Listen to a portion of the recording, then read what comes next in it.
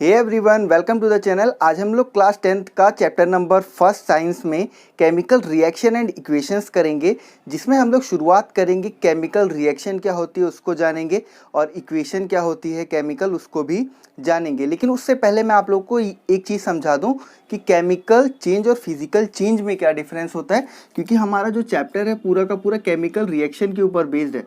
तो यहाँ पे केमिकल चेंज कब होता है? जब भी बच्चों कोई भी सब्सटेंस या तो बेसिक हो जाए या तो एसिडिक हो जाए, या फिर कि अगर हम लोग उसकी कंबस्टिबिलिटी के बारे में बात करते हैं तो हम लोग क्या कहते हैं कि ये उसका केमिकल नेचर है या फिर कि केमिकल चेंज आया। Second is physical change. अगर हम लोग फिजिकल चेंज की बात करते हैं तो इसमें या तो शेप में चेंज आता है या फिर कि साइज में चेंज आता है। शेप एंड साइज में चेंज आना फिजिकल चेंज कहलाता है। अब हमारा चैप्टर जो पूरा का पूरा बेस्ड है वो केमिकल रिएक्शन के ऊपर है, तो हमें यहाँ पे केमिकल चेंज से डील करना है उसके साथ। ठीक है, केमिकल चेंज के साथ हम लोग रिलेट करेंगे। तो केमिकल रिएक्शन क्या होगी? Definition: whenever a chemical change occur, जब भी कोई केमिकल चेंज होता है, वेन एवर है chemical change occur, it means chemical reaction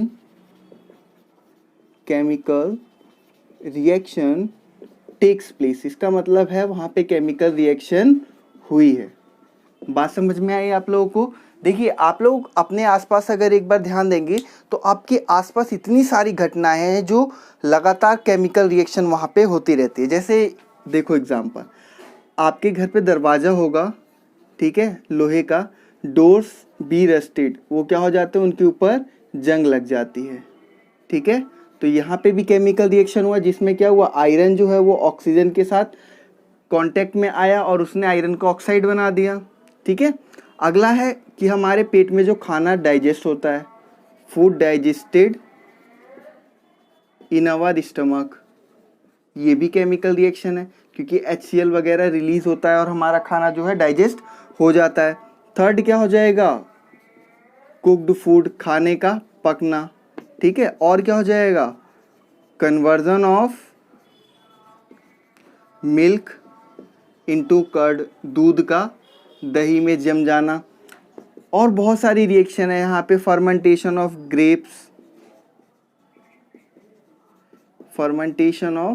grapes, यानी कि अंगूरों को जो सड़ा के शराब बनाई जाती है, ये भी एक केमिकल रिएक्शन है। तो अगर आप लोग अपने आसपास देखोगे तो आपको हर जगह केमिकल रिएक्शन होगी। यहाँ तक कि आपके फ़ोन की जो बैटरी होती है उसके अंदर भी केमिकल रिएक्शन लगातार होती रहती है।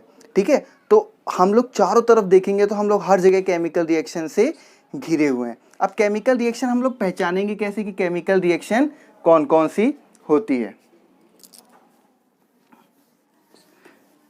देखिए, अगर कभी भी चेंज इन कलर, कलर के अंदर चेंज आता है तो हम लोग समझ जाते हैं कि केमिकल रिएक्शन हुई है। और इवोल्यूशन ऑफ गैस, अगर कभी भी गैस का इवोल्यूशन होता है तो हम लोग यहाँ पे भी समझ जाते हैं कि हाँ, यहाँ पे भी केमिकल रिएक्शन हुई है। इंक्रीज इन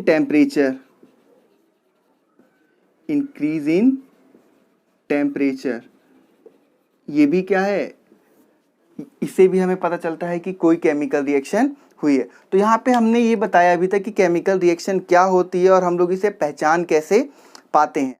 अब हम देखते हैं कि केमिकल इक्वेशन क्या होती है। The description of a chemical reaction in shorter form, यानी कि केमिकल रिएक्शन को जब भी हम लोग एक शॉर्टर फॉर्म में लिख देते हैं तो हमारा क्या कहलाता है, केमिकल इक्वेशन कहलाता है, जिसे हम लोग हिंदी में रासायनिक समीकरण कहते हैं। जैसे यहाँ पे देखिए, अगर मुझे क्या करना है, मैग्नीशियम को ऑक्सीजन के साथ रिएक्ट कराना है, और हम जानते हैं मैग्नीशियम जब ऑक्सीजन के साथ रिएक्ट करता है तो क्या देता है, मैग्नीशियम ऑक्साइड देता है। ठीक है, अब ये तो एक छोटा सा कंपाउंड है, बाकी अगर हमें और भी लंबी रिएक्शन लिखनी पड़ेगी तो वहाँ पे हमें ज़्यादा टाइम लगेगा। तो इस चीज़ को शॉर्ट करने के लिए हम लोग सिंबल का इस्तेमाल करते हैं। देन उसके बाद रिएक्शन लिखते हैं, लाइक मैग्नीशियम को हम लोग Mg लिख देंगे, ऑक्सीजन को हम लोग O2 लिख देंगे। प्रोडक्ट हमारा क्या बन जाएगा, MgO बन जाएगा।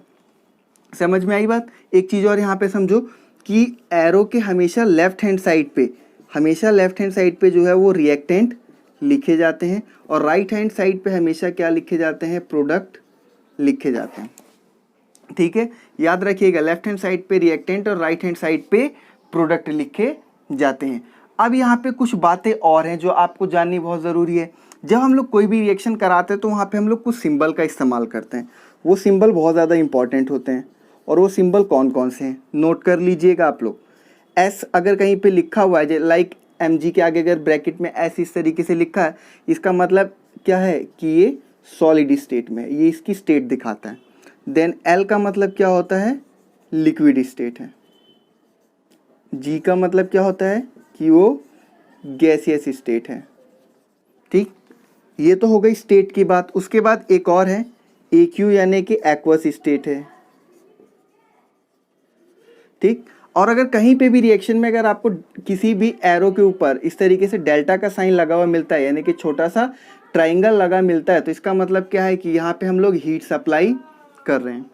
ठीक है, अगला क्या है, अगर हमें कभी कहीं पे भी किसी भी रिएक्शन में किसी के आगे अगर इस तरीके से डाउन एरो मिलता है, तो डाउन एरो का मतलब क्या है कि वहाँ पे प्रिसिपिटेट बन रहा है, प्रिसिपिटेट बन रहा है, जिसको हम लोग PPT भी कहते हैं।